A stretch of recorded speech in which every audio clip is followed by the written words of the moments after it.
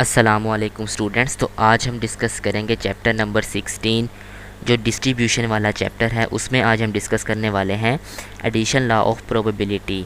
देखें, addition law होता है और मल्टीप्लिकेशन लॉ होता है प्रोबेबिलिटी का। तो आज हम डिस्कस करते हैं एडिशन लॉ ऑफ प्रोबेबिलिटी, जिसको और लॉ भी कहते हैं, क्योंकि इसमें वर्ड्स जो इसके क्वेश्चंस वगैरह होंगे उसमें और का वर्ड्स भी यूज़ होता है। तो आज मैं इसको आपको स्पेशल जो टिप्स हैं, इसकी कुछ कॉन्सेप्ट्स हैं, छोटी छोटी बातें हैं वो बताऊंगा, फार्मूलाज हैं इसमें, और बहुत सी कंसेप्चुअल सी चीज़ें हैं वो बताऊंगा। और इसके क्वेश्चंस जो हैं वो नेक्स्ट लेक्चर में आपसे शेयर करूंगा। जो इसके प्रैक्टिस क्वेश्चंस होंगे मैं आपको करके दिखाऊंगा। तो आज हम सिंपल पढ़ते हैं addition law of probability. Addition law होता क्या है?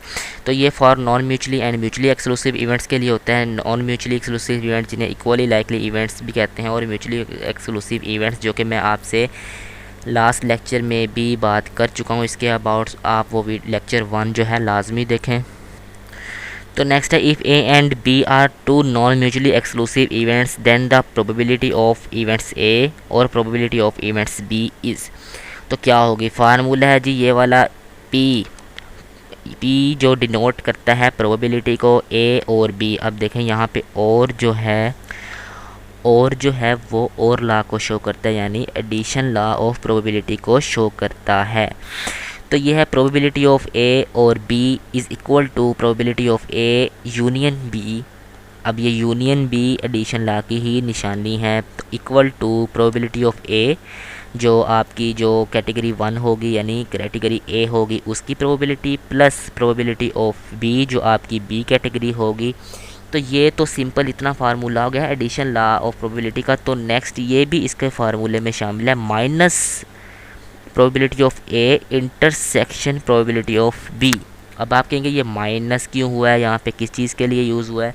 तो देखिए, मैंने बताया हुआ है एरो के ज़रिए कि कॉमन है इनमें, common in both A and B.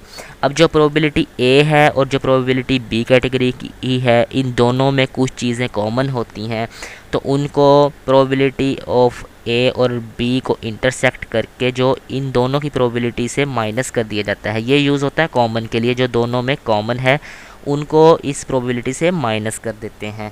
If events A and B are mutually exclusive events, क्योंकि ये नॉन म्यूचुअली थे। अब अगर वो म्यूचुअली इवेंट्स होंगे तो फिर क्या होगा? उनके लिए फार्मूला है probability of A intersect probability of B is equal to 0, क्योंकि इसमें कॉमन नहीं होता।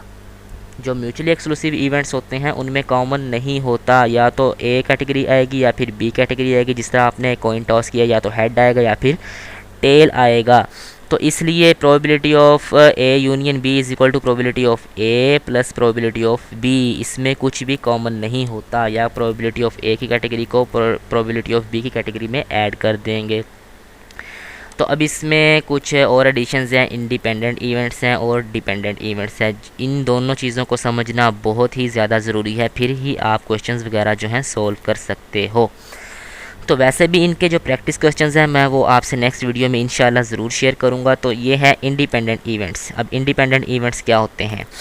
इफ़ अकरेंस और non occurrence of one events does not depend upon the occurrence और non occurrence of other events is called independent events. Independents होते हैं आज़ादाना जो events हैं, कि मतलब एक इवेंट्स की जो अकरेंस है वो किसी दूसरे इवेंट्स की जो अकरेंस है उस पर डिपेंड ना करे। अब जिस तरह से एग्जांपल है इन टॉसिंग 2 कॉइन्स। अब 2 कॉइन्स को टॉस किया, अकरेंस और नॉन अकरेंस ऑफ हेड। अब एक जो कॉइन है उस पर आया है head, does not effect the occurrence और नॉन अकरेंस ऑफ हेड और टेल ऑन अनदर इवेंट। अब 2 कॉइन जो है मैंने टॉस किए, एक पे आया है हेड, अब दूसरे पे चाहे हेड आए या टेल आए मुझे उससे कोई सरोकार नहीं है, मतलब उसका उस पर कोई इफ़ेक्ट नहीं होगा कि ए पे जो 1 था कॉइन उस पर हेड आया है तो दूसरे पे टेल आया है, तो इसका इस पर कोई असर नहीं होने वाला। जो सीधी सी बात है, देखें इसकी मैं आपको एक सिंपल सी एग्जांपल देता हूँ। तो सिंपल एग्जांपल ये है, अब जिस तरह एक क्लास में 2 बच्चे पढ़ते हैं, अली और अहमद। अब अली अपने एग्ज़ाम्स जो है क्यूएम का वो पास कर ले और अहमद उसमें फ़ेल हो जाए।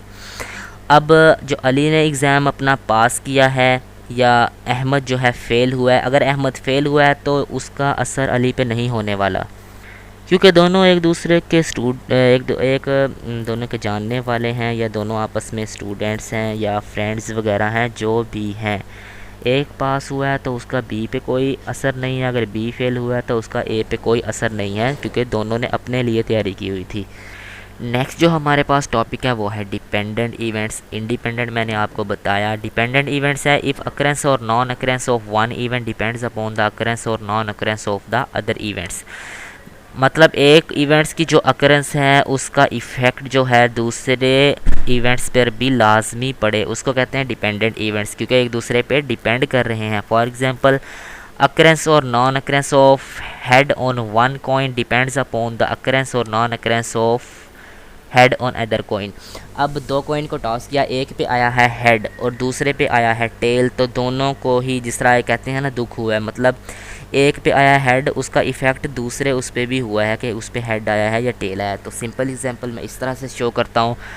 अब आप के जो वालिदैन हैं आप पर पैसा लगाते हैं कि सीए कर रहे हैं, अब जी अगर आप पास हो जाते हैं तो उन पे भी इफ़ेक्ट हुआ है, उनको बहुत ज़्यादा खुशी हुई है, वो अपने रिश्तेदार वगैरह को बताते हैं कि मेरे बच्चे ने एग्ज़ाम पास कर लिया है।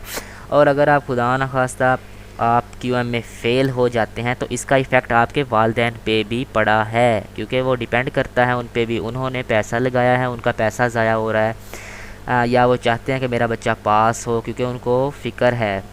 मेन मसला जो है फ़िक्र का आ जाता है कि मतलब उनको भी फ़िक्र है और आपको भी फ़िक्र है कि मैंने ये करके दिखाना है ताकि मेरे पेरेंट्स जो हैं मुझसे खुश हो सकें। तो ये सिंपल एग्जांपल से भी मैंने आपको बताया। इंशाल्लाह इनके जो नेक्स्ट क्वेश्चंस हैं, जो ये फार्मूला मैंने बताए हैं, probability of A, probability of B, intersect इसलिए होता है जो कि कॉमन होता है ए और बी में, इसलिए ये होता है एडिशन लॉ। और इसमें एक ये भी फार्मूला है, जब वो म्यूचुअली एक्सक्लूसिव इवेंट्स होंगे जो probability of A intersect B है वो इज़ इक्वल टू ज़ीरो है, क्योंकि इसमें कोई कॉमन नहीं होता, या तो हेड आएगा या फिर टेल आएगा, एक ही कैटेगरी आएगी। तो इसका फार्मूला है probability of A union B, probability of A plus probability of B.